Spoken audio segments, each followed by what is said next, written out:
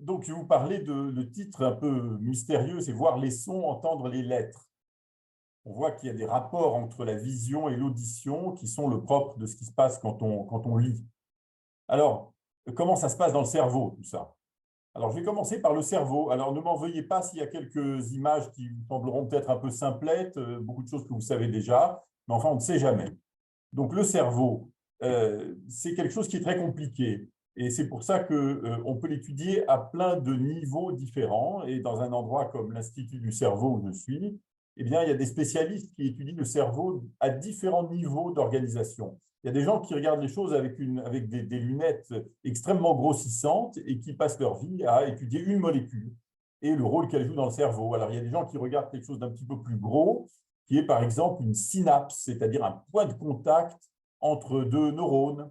Et puis, il y a des gens qui regardent les choses d'une manière encore plus grandiose, qui est de regarder un neurone entier, comment fonctionne un neurone, dont on a des centaines de milliards dans le cerveau. Et puis, il y a des gens qui voient les choses avec encore plus de recul, qui regardent comment marche un circuit d'une demi-douzaine de neurones connectés entre eux.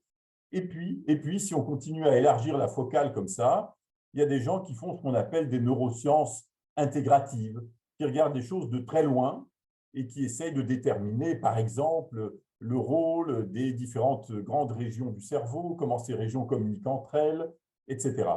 Et moi, c'est dans cette dernière perspective que je me situe, c'est-à-dire que je regarde les choses d'une certaine manière d'assez loin, pas très en détail. Alors, les gens qui ont commencé à faire ça, ça remonte, comme beaucoup de choses dans le domaine des sciences, ça remonte au 19e siècle pour l'essentiel. Et au 19e siècle, à la fin du 18e siècle, au début du 19e siècle, des gens comme Franz Joseph Gall, que vous voyez là, ont commencé à défendre l'idée que les différentes parties du cerveau jouaient des rôles différents. Et le même rôle chez tout le monde. C'est de là que vient l'expression la bosse des maths. La bosse des maths, c'est un endroit qui est situé par là et qui, selon Gall, parce que évidemment ce n'est pas exact, selon Gall, était le siège des mathématiques, de la manipulation des nombres. Alors il pensait ça parce qu'il avait observé que les gens qui avaient une bosse par ici étaient particulièrement doués en mathématiques et que par conséquent, s'il y avait une bosse, c'est que le cerveau poussait un petit peu par l'intérieur et que ça faisait une petite bosse sur le crâne. Alors, inutile de vous dire que dans le détail, tout ça n'est pas exact, mais en est resté, sur toute la durée du 19e siècle, cette idée de spécialisation cérébrale, c'est-à-dire cette idée que les différentes parties du cerveau ont des rôles différents et que ceci est vrai non seulement pour des choses assez élémentaires comme bouger une main, ouvrir la bouche, je ne sais quoi, mais également dans le domaine des fonctions mentales, des fonctions intellectuelles les plus élaborées. Alors, ensuite, après, sur cet arrière-plan d'idées générales de spécialisation cérébrale, sont venues des observations neurologiques. Et là, vous voyez des portraits d'illustres prédécesseurs du 19e siècle. Ici, il y avait Karl Wernicke qui était en Allemagne. Ici, il y a Jean-Martin Charcot, l'illustre Charcot, père de la neurologie. Et tous ces gens, qu'est-ce qu'ils ont fait? Eh bien, ils ont travaillé avec des patients, c'est-à-dire des gens qui avaient eu, pour une raison ou pour une autre, des accidents cérébraux, un accident vasculaire, un traumatisme crânien, un accident au cours d'un duel, enfin, toutes sortes de circonstances, et qui, à la suite de ces accidents, avaient vu une partie de leur cerveau endommagée. Et ce qu'ont observé ces médecins, c'est que quand une certaine partie du cerveau est endommagée, eh bien, il y a certaines facultés bien précises qui ne fonctionnent plus. Le cerveau n'est pas homogène, donc conformément à ce qu'on attendait d'une certaine manière depuis Gall, on a observé qu'effectivement, par exemple, il y a un cas extrêmement célèbre parmi d'autres d'un patient qui a été décrit par Broca, dont de toute façon tout à fait injuste, je ne l'ai pas mis sur cette image.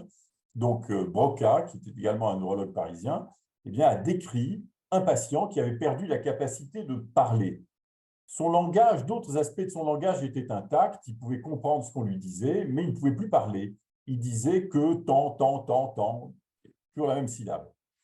Et après la mort de ce patient, Broca a examiné son cerveau, vous voyez ici, sorti d'un bocal, et il a observé que la lésion se trouvait localisée à un endroit bien particulier de son hémisphère gauche. Et il y a eu, comme ça, à la fin du 19e siècle, au début du 20e siècle, des quantités d'observations qui ont permis d'établir des liens entre certaines fonctions et certaines régions cérébrales. On a fait en gros le tour des principales régions impliquées dans le langage, des régions impliquées dans la vision, dans l'audition, dans l'attention, dans les mouvements, etc., sur la base de ces accidents qui faisaient perdre telle ou telle partie des facultés mentales. Alors, à cette approche-là, basée sur l'étude de patients perdant telle ou telle de leurs facultés, eh bien, s'ajoutent maintenant des méthodes d'imagerie cérébrale, c'est-à-dire des méthodes qui permettent de voir le cerveau sans attendre que les gens soient morts et qu'on les coupe en tranches. C'est-à-dire qu'on peut maintenant les couper en tranches tant qu'ils sont vivants et sans leur faire de mal. Alors, juste à titre d'illustration, là, vous voyez une machine d'IRM qui est une des principales machines qui sert à faire de l'imagerie cérébrale. Eh bien, avec de l'IRM, on en verra des exemples. On peut faire de l'imagerie anatomique, c'est-à-dire voir le cerveau, le couper en tranches, voir quelle est sa forme, voir s'il est endommagé par endroits. Et on peut aussi faire de l'imagerie fonctionnelle, c'est-à-dire, toujours avec la même machine, pendant que vous êtes dans la machine, vous faites quelque chose, vous faites du calcul mental, vous lisez des mots, vous bougez la main, toutes sortes de choses. Et on voit, grâce à l'IRM, quelles sont les régions du cerveau dans lesquelles l'activité augmente ou diminue. En fait, on ne voit pas réellement l'activité du cerveau, mais on voit les régions du cerveau dans lesquelles la consommation de sang augmente. Et quand la consommation de sang augmente quelque part, c'est que les neurones, dans cet endroit-là, augmentent leur activité. Donc, c'est un exemple d'une machine qui permet de voir le cerveau en action. Il y en a d'autres qui permettent également de voir le cerveau en action et qui marchent sur des principes tout à fait différents. Là, vous voyez par exemple en bas à gauche un filet qui permet, un filet d'électrodes posé sur la tête qui permet d'enregistrer l'activité électrique des neurones du cerveau. Alors, si vous enregistrez l'activité électrique des neurones, eh bien, ce n'est pas, contrairement à l'IRM, la consommation de sang qui est mesurée, c'est directement l'activité électrique des cellules nerveuses elles-mêmes, ce qui permet de suivre beaucoup plus finement dans le temps, milliseconde par milliseconde, ce qui se passe à l'intérieur du cerveau. Mais ça a des avantages, ça a également des inconvénients, c'est que c'est plus difficile de localiser exactement à quel endroit dans le cerveau prennent naissance les signaux électriques qu'on mesure à la surface. Ici, en bas à droite, vous voyez encore une machine qui est une machine de magnétoencéphalographie qui n'est pas très différente de l'électroencéphalographie. Au lieu de mesurer le champ électrique, ça mesure le champ magnétique, mais ce n'est pas fondamentalement différent. Il y a encore d'autres méthodes, certaines invasives, disons, qu'on ne peut faire qu'avec des gens chez qui c'est médicalement justifié de faire ça. Et par exemple, là en bas à droite, ce que vous voyez, c'est en transparence dans le cerveau de quelqu'un, c'est le cerveau d'un patient qui souffrait d'épilepsie.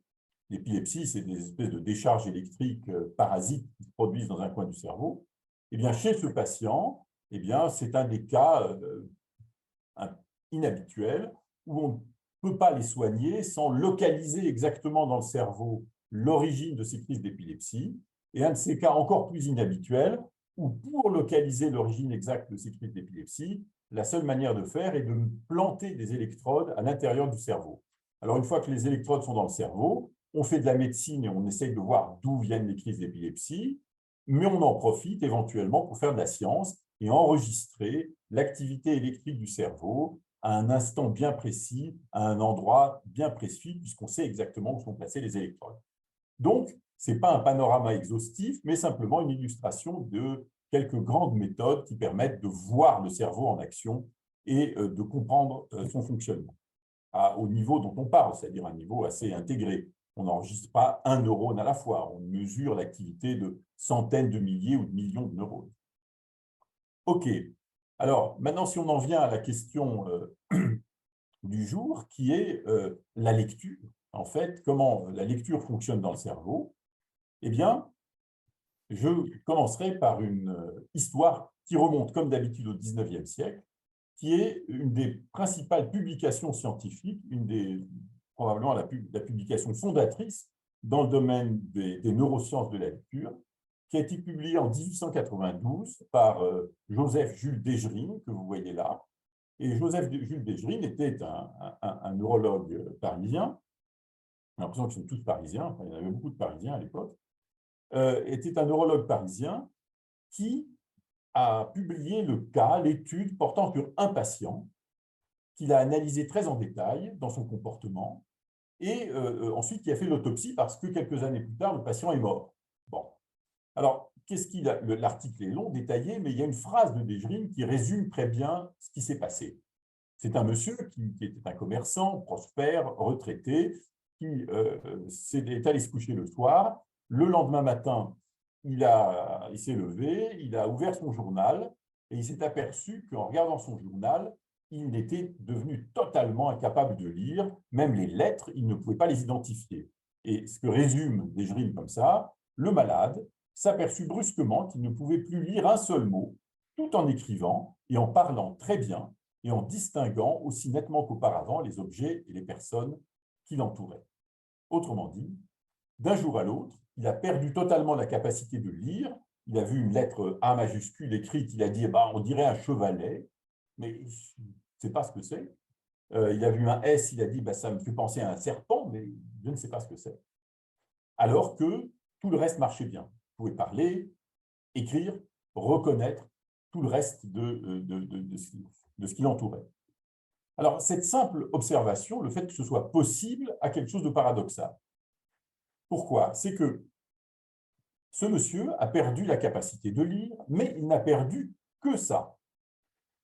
Autrement dit, ça suggère qu'il avait dans le cerveau, avant son accident, un système qui lui servait à lire et qui ne lui servait que à ça, puisqu'il n'a perdu que cette faculté. Et ce qui est particulier, c'est qu'on se dit, bon, il y a dans le cerveau un système qui sert à bouger la main, ok, quand on vient au monde, on a déjà un système qui sert à bouger la main, mais on n'a certainement pas, en venant au monde, un système qui sert à lire. Parce qu'un petit bébé qui naît maintenant en 2022, naît avec le même cerveau qu'un petit bébé qui est né il y a 10 000 ans, bien avant l'invention de l'écriture. Donc, on n'a pas de façon innée dans le cerveau un système qui est dédié à la lecture. Donc, d'où vient le système dédié à la lecture qui est tombé en panne chez ce patient? Alors, l'histoire de ce système de lecture est un peu compliquée. C'est-à-dire qu'en fait, il y a 3 histoires qui sont enchâssées l'une dans l'autre et qui aboutissent à ce système de lecture. Si on part du plus loin, eh bien, la première histoire, c'est l'histoire biologique. C'est l'histoire de l'évolution des espèces, de l'évolution darwinienne. Et c'est cette histoire qui nous a donné les 2 ingrédients de base dont on a besoin pour apprendre à lire et à écrire. Quels sont ces 2 ingrédients qu'on a hérités de nos ancêtres il y a très longtemps? C'est premièrement la vision. C'est-à-dire que pour lire au sens habituel, on a évidemment besoin de voir pour pouvoir voir les lettres.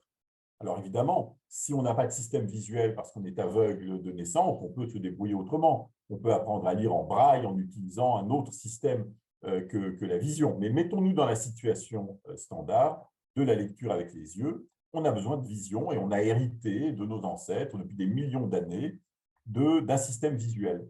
Et ce que vous voyez là à droite, c'est un cerveau de macaque qui est beaucoup plus petit que le cerveau humain, mais qui, en ce qui concerne la vision, est en gros organisé comme un cerveau humain.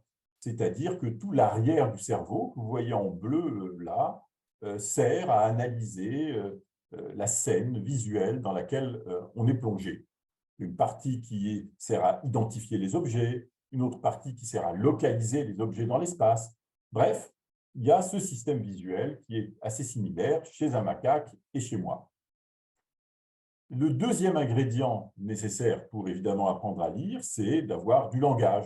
Alors le langage aussi, c'est un héritage biologique qui est moins ancien que la vision, mais disons que c'est peut-être il y a 100 000 ans ou 150 000 ans qu'est apparu le langage au sens moderne. Donc on a comme ça c'est la première histoire, c'est l'histoire biologique qui est très lente, l'histoire de l'évolution. Alors ensuite, on entre dans un deuxième genre d'histoire. On y entre il y a peut-être 5000 ans. il y a 5000 ans, des gens, dans différentes parties du monde, des gens inventent des systèmes de lecture et d'écriture. En Chine, en Amérique du Sud, en Égypte, à Sumer, etc. Il y a plusieurs endroits où des gens inventent des systèmes de lecture. Et à ce moment-là, on entre dans une autre histoire qui est l'histoire culturelle. Et cette histoire culturelle se déroule à un rythme beaucoup plus rapide que l'histoire biologique depuis 5000 ans. Et au cours de cette histoire, les gens inventent toutes sortes de systèmes de lecture très différents les uns des autres.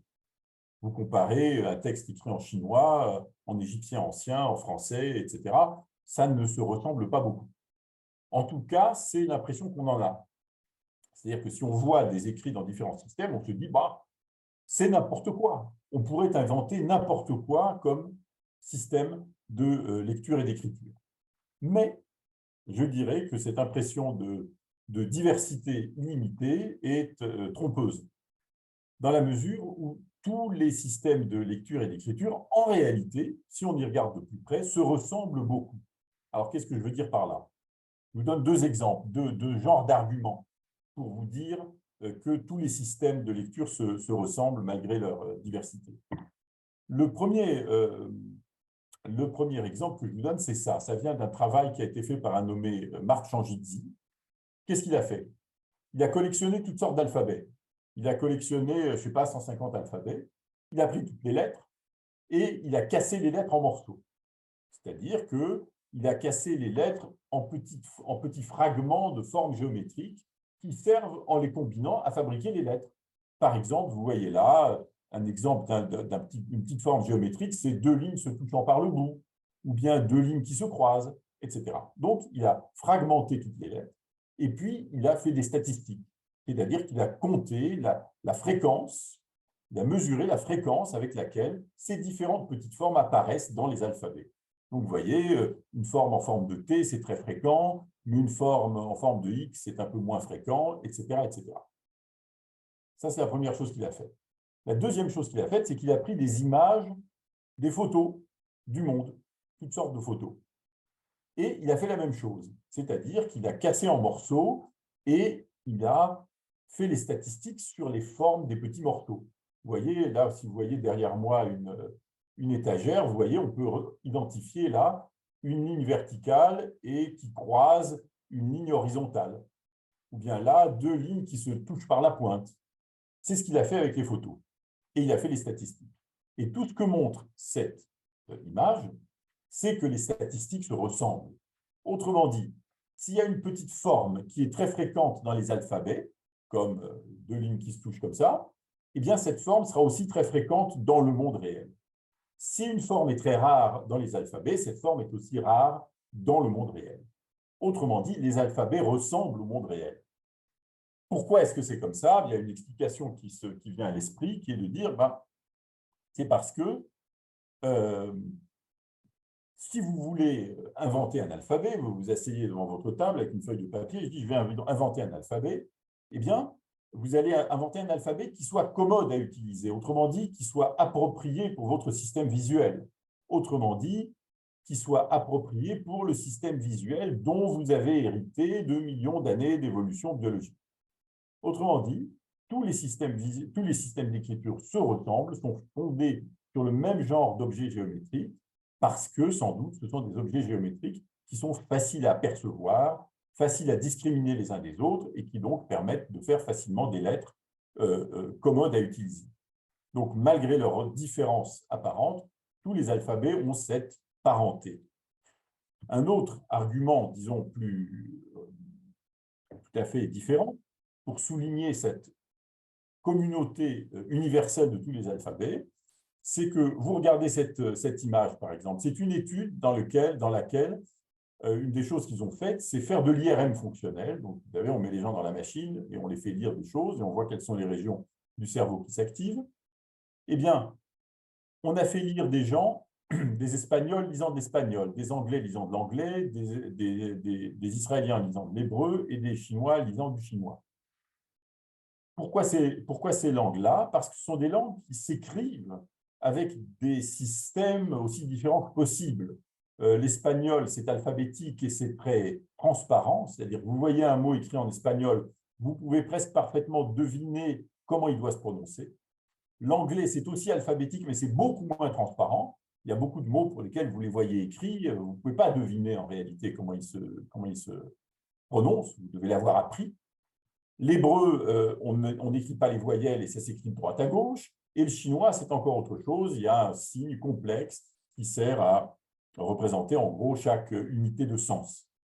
Eh bien, toutes ces langues, tous ces systèmes d'écriture, eh bien, mettent en jeu exactement les mêmes systèmes cérébraux, exactement les mêmes régions cérébrales. Ce que je vous dis là n'est pas absolument vrai jusque dans les moindres petits détails, mais s'il y a des différences, c'est vraiment des différences de détails. Donc, histoire de l'évolution darwinienne, histoire culturelle, et puis il y a une troisième histoire, évidemment, qui est l'histoire individuelle, c'est-à-dire que c'est bien beau tout ça, mais cette potentialité d'apprendre à lire n'est réalisée que si vous allez à l'école quand vous êtes petit ou plus tard, et que vous apprenez à lire dans une langue et dans un alphabet donné. Et donc, le résultat de cette triple histoire, c'est ce système spécialisé pour la lecture qui est installé dans le cerveau des adultes lettrés et qui est tombé en panne chez le patient du docteur Desjrine. Alors, essayons de suivre le destin d'un mot quand il entre dans votre cerveau. Alors, par où ça commence? Eh bien, ça commence par cette espèce de tache rouge, c'est-à-dire que ça commence par le système visuel. Je vous ai montré tout à l'heure le cerveau du macaque, et l'analyse des images visuelles se fait dans l'arrière du cerveau. Alors, la première chose à faire quand vous voyez un mot, c'est évidemment de reconnaître les lettres qui composent ce mot, pas seulement de reconnaître les lettres, mais aussi d'identifier l'ordre dans lequel les lettres sont rangées. Un R, puis un A, puis un D, puis un I, puis un O. Ah, ben voilà. C'est la première étape. Et ça se passe dans le système visuel, puisque reconnaître des lettres, c'est comme reconnaître des objets en général. C'est le même genre de région qui sert à reconnaître une lampe, un visage, une table, et à reconnaître un A, un B, un C. Ensuite, qu'est-ce qui se passe? Le système visuel a fait son travail, il vous a dit quelle lettre il y a dans quel ordre. Ensuite, le système visuel passe le relais au système du langage, qui est le deuxième grand acteur qu'on a vu. Que fait le système du langage à partir de ces lettres identifiées par le système visuel? Eh bien, il se passe deux choses en même temps dans le système du langage. La première chose, c'est que si les lettres que vous avez vues correspondent à un mot que vous connaissez, par exemple le mot radio ou le mot, ce que vous voulez, le mot yacht, eh bien, vous reconnaissez ce mot et vous accédez à tout ce que vous avez dans votre mémoire, tous vos souvenirs, toutes vos connaissances concernant ce mot. Et donc, vous savez ce que ça veut dire, vous savez si c'est un nom, un verbe ou un adjectif, vous savez comment ça se prononce, tout ce que vous avez dans votre mémoire concernant ce mot. Accès au dictionnaire mental. Voilà. Mais en même temps, il se passe une autre chose, qui est que vous pouvez lire d'une autre manière, finalement, n'importe quelle suite de lettres, même si ce n'est pas un vrai mot. Si je vous montre la suite de lettres Pivagne, par exemple, vous n'avez jamais vu ça, pourtant, vous pouvez dire « oh, ça doit se prononcer Pivagne ». Pourquoi? Parce que vous avez des règles, vous connaissez les règles de correspondance habituelles entre les lettres et les sons. Vous savez que le P, ça se prononce P, que le I, ça se prononce I, que la lettre V, ça se prononce V, etc., etc. Et ça vous permet de calculer la prononciation de suites de lettres plus ou moins bien fichues, même si c'est des choses que vous voyez pour la première fois. Alors, comment on sait que tout ça est organisé en gros de cette façon? Eh bien, on le sait essentiellement au départ à partir de l'étude de patients qui ont eu des accidents cérébraux et qui ont montré qu'on pouvait avoir des pannes séparées, distinctes, sélectives, du système qui sert à reconnaître les lettres, du système du dictionnaire mental, et puis du système qui sert à transformer les lettres en sons. Et donc, c'est le grand principe de la neuropsychologie, c'est d'observer des dissociations, avoir une panne d'un système et pas d'un autre, de l'autre et pas de l'un. Ça prouve qu'on a affaire à deux systèmes dissociables, distincts. Et donc, on va voir quelques exemples. Il y a des pannes de ces différents systèmes. Et je vais vous donner un exemple d'une panne, d'un genre de panne. Alors, c'est une panne du système du dictionnaire mental, finalement, de dissolution de la connaissance que vous avez des mots, de leur signification, de leur prononciation, etc. C'est quelque chose qui se voit, pas exclusivement, mais surtout, dans une maladie qui s'appelle la démence sémantique. Ça a d'autres noms, mais ça s'appelle aussi la démence sémantique. C'est une maladie dégénérative du cerveau. Ce n'est pas la maladie d'Alzheimer, c'est une autre maladie qui se manifeste autrement et qui conduit à une dégénérescence, à une destruction progressive de cette partie du cerveau qu'on appelle les lobes temporaux, parce que derrière les tempes, ce que vous voyez en rouge, là, c'est la région qui se détériore avec les années. Qu'est-ce que ça a comme conséquence sur la lecture?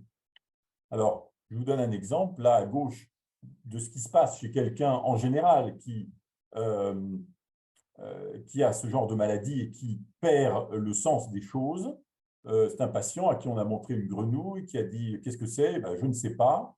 On lui montre une vache, il dit « C'est dans la maison, c'est un chien, un canard. Ah, c'est hors de la maison. Il y en a plein. Ils volent ici et là. » Donc, une réponse qui n'est pas complètement fausse, qui est floue. Un écureuil dans l'eau. Il a une queue touffue, c'est donc un bon nageur. Donc, il ne sait plus trop ce que c'est qu'un écureuil. Le chimpanzé, c'est dans la maison, c'est le fils de quelqu'un. Et puis, les choses évoluent, et puis les gens ne savent plus du tout ce qui est quoi. Donc, ils perdent leur connaissance des objets du monde réel. Et à l'intérieur de cette perte du dictionnaire mental, il y a le cas particulier de la lecture, c'est-à-dire que ces gens ne savent plus lire les mots qu'on ne peut lire que grâce à son dictionnaire mental, c'est-à-dire les mots irréguliers. Si je vous montre le mot camion, même si vous n'avez pas de dictionnaire mental, vous pouvez le lire parce qu'il vous reste les règles de correspondance. C-A, ça se lit K, M-I, ça se lit Mi, O-N, ça se lit on. Ça continue à marcher. Mais un mot comme yacht, la seule manière de le prononcer correctement, eh bien, c'est d'aller chercher dans son dictionnaire mental, je reconnais ce mot et je sais, j'ai appris que ça se prononce yacht. Et donc, avec ce type de problème, avec ce type de maladie, eh bien, ces mots qui exigent le lexique mental, le dictionnaire mental pour être lus, ne peuvent plus être lus et sont lus comme s'ils étaient réguliers. Alors là, il y a une vidéo, mais je crains que ça ne marche pas.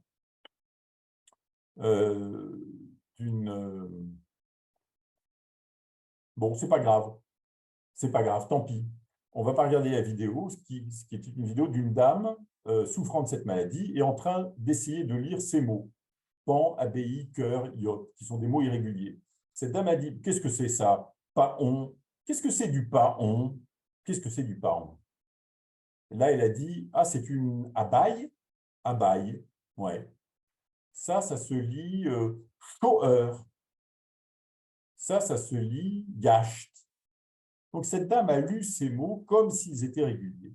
Elle les a lus en appliquant les règles de correspondance entre les lettres et les sons, mais pas en allant chercher dans son dictionnaire mental la prononciation, parce que son dictionnaire mental était en train de partir en morceaux.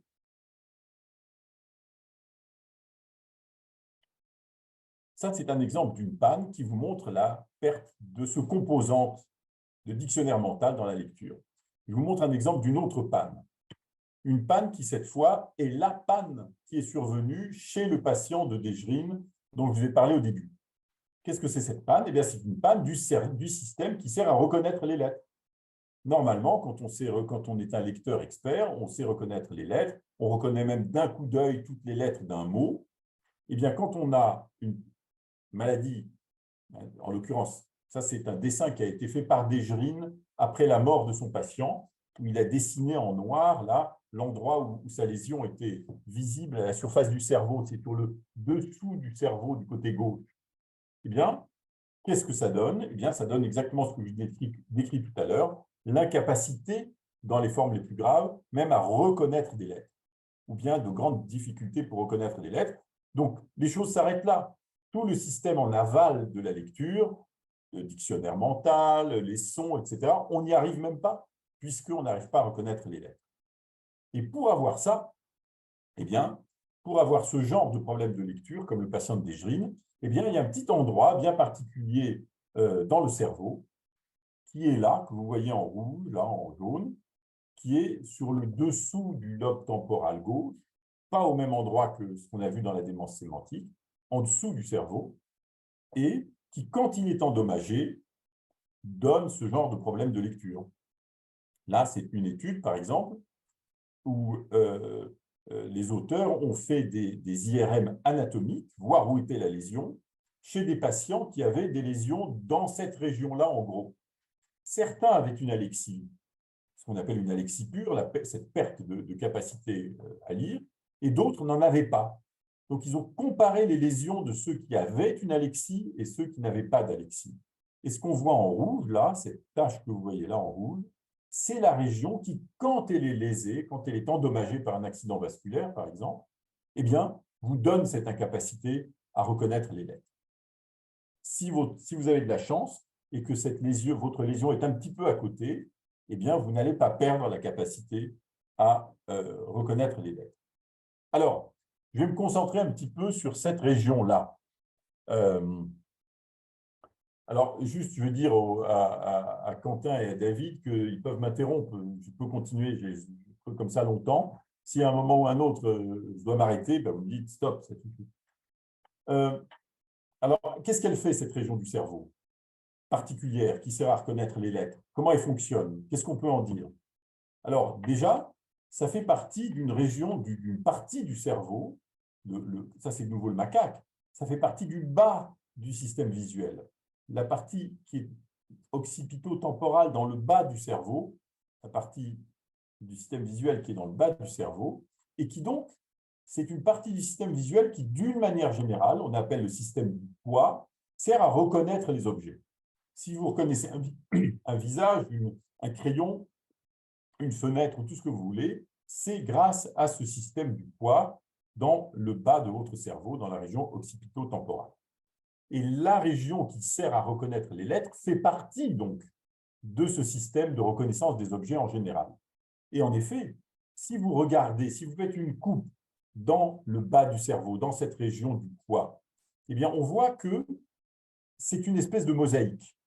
C'est une espèce de mosaïque parce qu'il y a des sous-régions qui sont spécialisées pour la reconnaissance de différentes catégories d'objets. Il y a quelques catégories d'objets comme ça, qui ont leur région à eux. Par exemple, il y a une région des visages qui s'active très fort, là c'est des activations en IRM fonctionnelle, qui s'active très fort quand vous voyez un visage, plus fort que si vous voyez une maison ou je ne sais pas quoi. Il y a une autre région qui s'active quand on voit des lieux, qui s'active très fort quand vous voyez un paysage ou une maison, etc. Il y a d'autres régions qui s'activent quand vous voyez des parties du corps, une main, une jambe, etc. Il y a d'autres régions qui s'activent quand vous voyez des visages, j'ai dit, etc., des outils. Et puis, dans cette mosaïque, si vous avez appris à lire, si vous êtes lettré, eh bien, il y a une région qui émerge, qui est une sous-région, celle dont je parle depuis le début, qui est spécialisée pour la reconnaissance des lettres et des mots, des choses alphabétiques que vous voyez. Donc, cette petite région, elle n'est pas n'importe où, elle est à l'intérieur de cette mosaïque de spécialisation pour la reconnaissance visuelle de différentes sortes d'objets.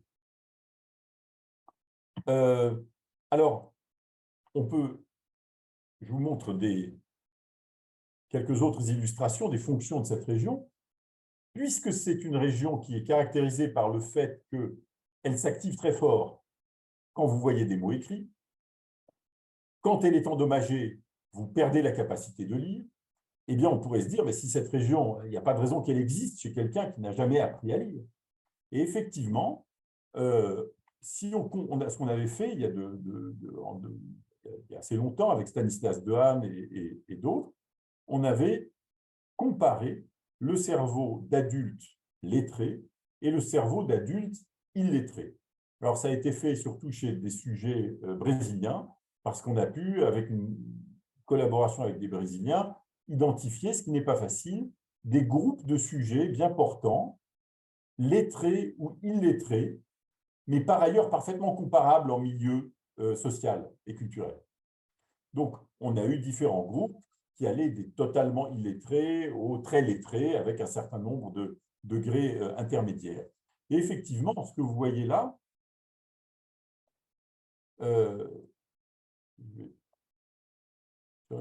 voilà, ce que vous voyez là en bas, c'est une petite partie des résultats de cette étude, c'est que cette région-là, sur laquelle je clique maintenant, c'est la région de reconnaissance des lettres, des mots dont je parle depuis tout à l'heure.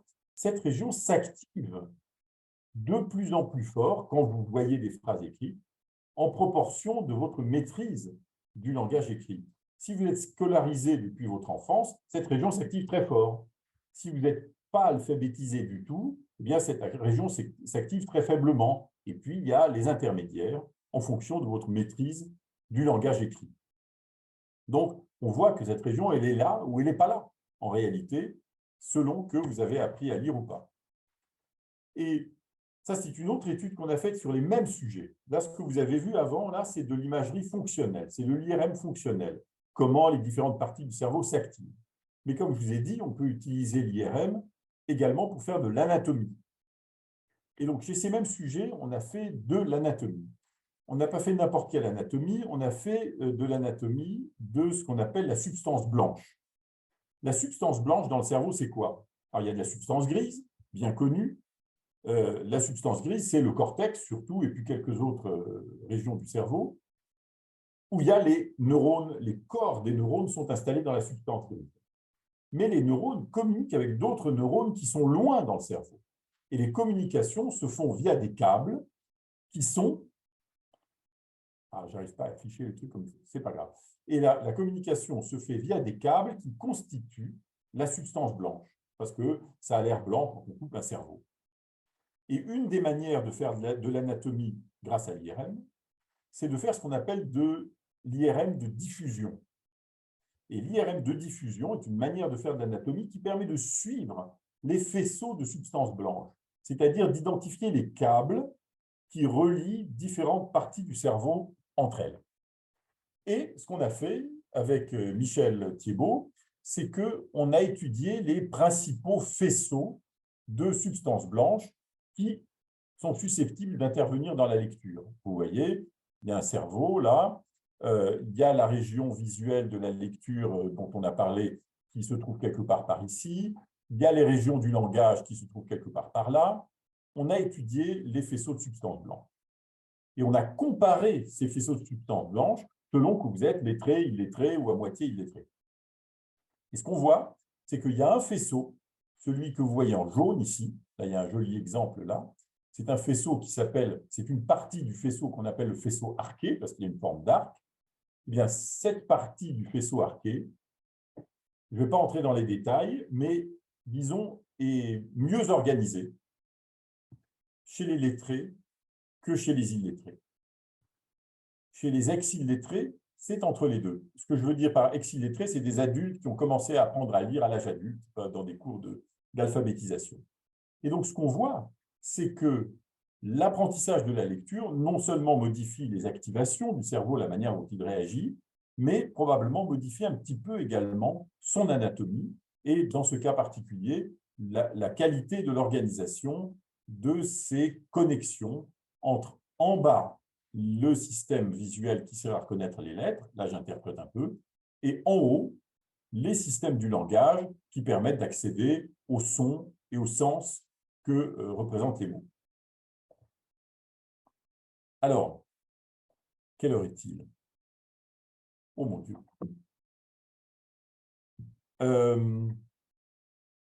Ça va, alors on a Ça va? oui, Pas on a commencé en avec montant? D'accord. tu peux encore parler 10 minutes. 10 minutes? C'est très... Non. Bon, ne vous en faites pas. On a commencé, il était moins 20, donc. D'accord. Bon, je ne vous en faites pas. Alors, je vais passer sur la Joconde alors. Je vais sauter la Joconde. C'est dommage, hein. Mais cette région qui sert à reconnaître les lettres, une des choses qu'elle apprend, c'est à distinguer le P du Tu as B. besoin de plus de temps? Comment? Non, non, mais c'est peu importe. Non, non, ça peut être un quart d'heure aussi. Un quart d'heure, merci. Merci. Voilà, un quart d'heure. Voilà. D'accord. Bon, donc, je vais passer là-dessus. Vous voyez de belles images. Vous ne saurez pas à quoi elles correspondent. Ce que ça veut dire, c'est que, je vais quand même vous dire en 2 mots, c'est que normalement, un objet à l'endroit et un objet à l'envers, c'est le même objet. Si vous voyez un ours qui va à droite et un ours qui va à gauche, eh bien, vous voyez tout de suite que c'est le même ours. C'est valable pour à peu près tout. Une brosse, la même brosse. Un visage, le même visage. Ce n'est pas vrai pour la lecture. Parce que vous voyez là, il y a marqué Mido, là, il y a marqué Obim. Mais en fait, si vous mettez un miroir entre les deux, vous voyez que Mido et Obim, c'est une image en miroir l'un de l'autre. Autrement dit, dans le cas particulier de la lecture, le système visuel ne doit pas faire ce qu'il fait en temps habituel, qui est de confondre une image à l'endroit et l'image à l'envers. Et ce qu'on avait montré dans cette étude, c'est qu'effectivement, on peut montrer que cette région particulière de reconnaissance des lettres, eh bien, est capable de faire la différence entre des lettres à l'endroit et des lettres à l'envers, alors même qu'elle n'est pas capable de faire la différence entre un ours à l'endroit et un ours à l'envers. Autrement dit, parmi les choses qu'on apprend quand on apprend à lire, eh bien, on désapprend ce principe général d'équivalence entre un objet à l'endroit et un objet à l'envers, dans le cas particulier des lettres.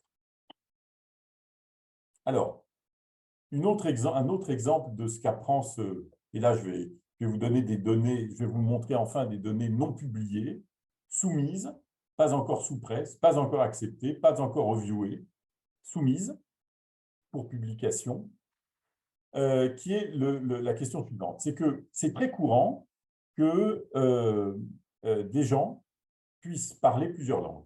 C'est très courant que des gens puissent lire plusieurs langues. Et donc, une question se pose qui est de savoir comment plusieurs systèmes de lecture, plusieurs alphabets, plusieurs systèmes de lecture peuvent cohabiter à l'intérieur du cerveau, à l'intérieur du système visuel. Et donc, on a fait une étude, puis je finirai avec ça probablement, on a fait une étude pour essayer de répondre à cette question et à quelques autres. On a essayé de répondre en réalité à trois questions dans cette étude. Première question, je vous parle depuis le début de la région de reconnaissance des lettres comme si c'était une espèce de pomme de terre. Il y a un petit blob de cerveau, un petit morceau de cerveau qui sert à connaître les lettres. Mais en fait, il est très possible, et on a des tas de raisons de penser, qu'en fait, ce n'est pas une région homogène, mais que c'est fait de tas de petites sous-régions qui peut-être ont des caractéristiques, des propriétés subtilement différentes et dont la collaboration permet de reconnaître les mots. Mais pour le voir, il faut avoir une loupe assez puissante. Et les IRM habituels n'ont pas une finesse de résolution assez grande, ce ne sont pas des loupes assez puissantes pour distinguer à l'intérieur de cette région des petites sous-régions avec des propriétés différentes. Donc, on se dit qu'il faudrait avoir une plus grosse loupe.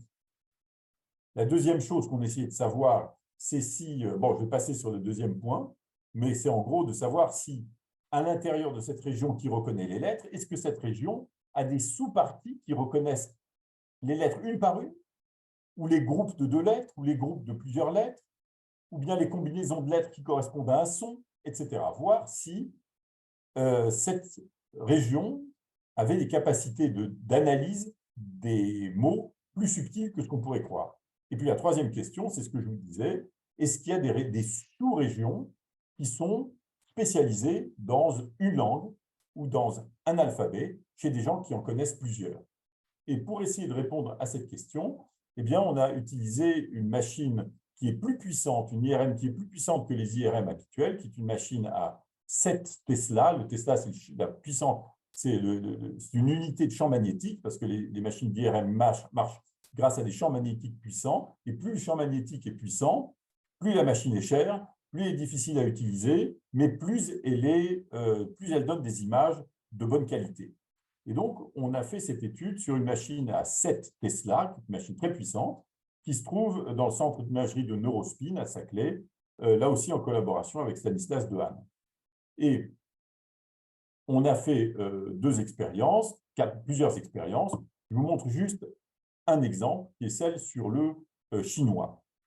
On a présenté aux gens, pendant qu'ils étaient dans la machine, toutes sortes de stimuli, d'images. On a présenté des choses, des suites de lettres, qui étaient des mots, ou qui n'étaient pas des mots du tout, ou des choses qui ressemblaient plus ou moins à des mots. Et puis, on a présenté également des mots chinois fréquents, des mots chinois rares, des choses qui n'étaient pas des mots chinois, et puis des situations intermédiaires qui ressemblaient plus ou moins à des mots chinois. Tout ça pour répondre à ces différentes questions.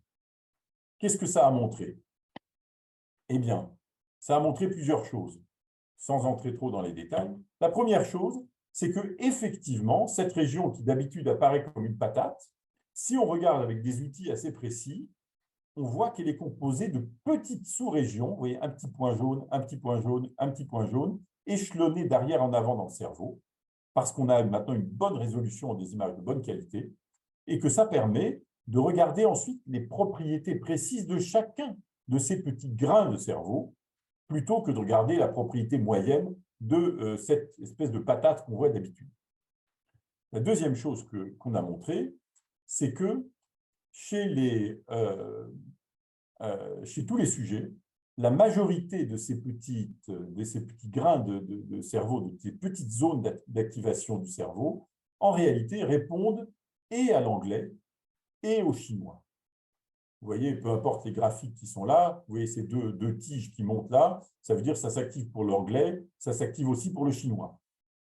Bon. Mais la plupart des sujets, non seulement ont ces régions communes à l'anglais et au chinois, mais ils ont également des petites régions qui s'activent plus pour le chinois que pour l'anglais. Et vous voyez là, il n'y a plus que la tige vert foncé qui s'active et pas la tige vert clair. Ça veut dire que ça s'active pour le chinois, pour les mots chinois, ça ne s'active pas pour les mots anglais. D'ailleurs, au passage, les régions qui s'activent pour les mots chinois et pas pour les mots anglais s'activent aussi pour les visages. C'est-à-dire quand vous voyez un visage, exactement les mêmes régions s'activent aussi. C'est un petit peu mystérieux, mais c'est intéressant. Qu'est-ce qu'on a trouvé d'autre?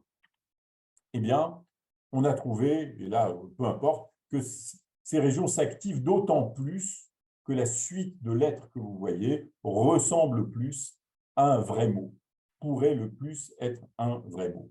Donc, pour ne retenir que un des éléments, ça montre que si vous comparez deux langues qui utilisent des systèmes très différents comme l'anglais et le chinois, on peut trouver des régions qui sont spécialisées pour le chinois.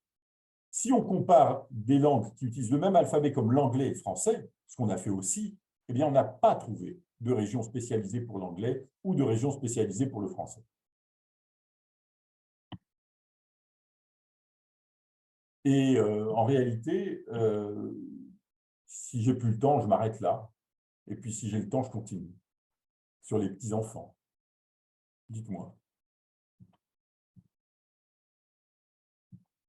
Je te donne 3 minutes. 3 minutes. Bon, alors 3 minutes, je ne vais pas vous montrer tout ça. Je répondrai à vos questions. Comme il y a 3 minutes, je vous raconte une histoire marrante.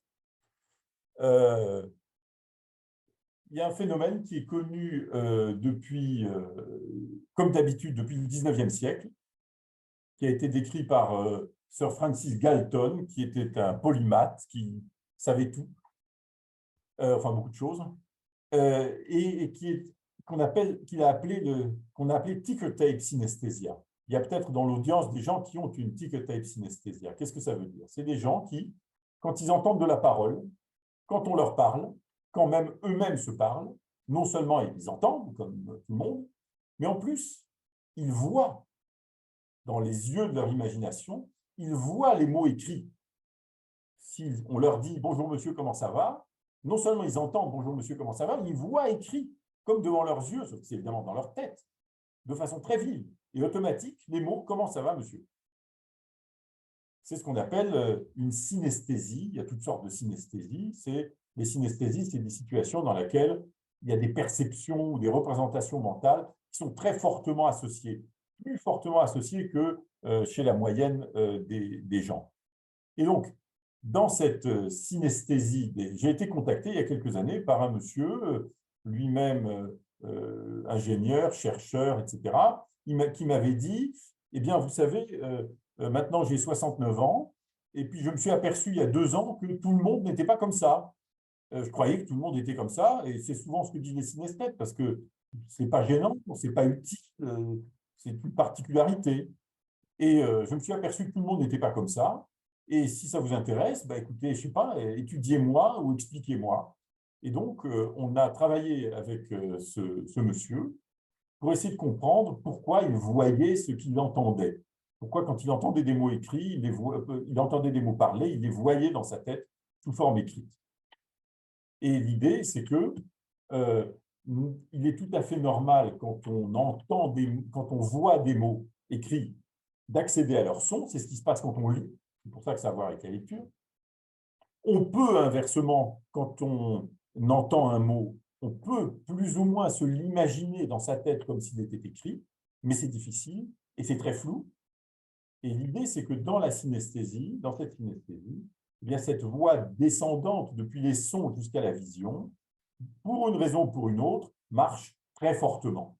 Et donc, on a fait de l'imagerie fonctionnelle chez ce monsieur, et on a vu effectivement que pendant qu'il entendait de la parole, eh bien, par rapport à quelqu'un qui n'était pas synesthète, eh bien, il suractivait tout son système de lecture.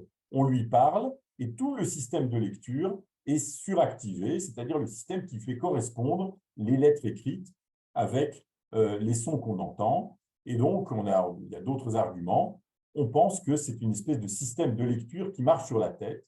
Non seulement, comme d'habitude, quand vous voyez des mots écrits, vous pouvez accéder à leur son, mais quand vous êtes synesthète, quand vous entendez des sons, eh bien, les lettres écrites s'imposent à votre imagination. Et voilà, je n'ai pas tout dit, mais c'est bien assez. Merci beaucoup.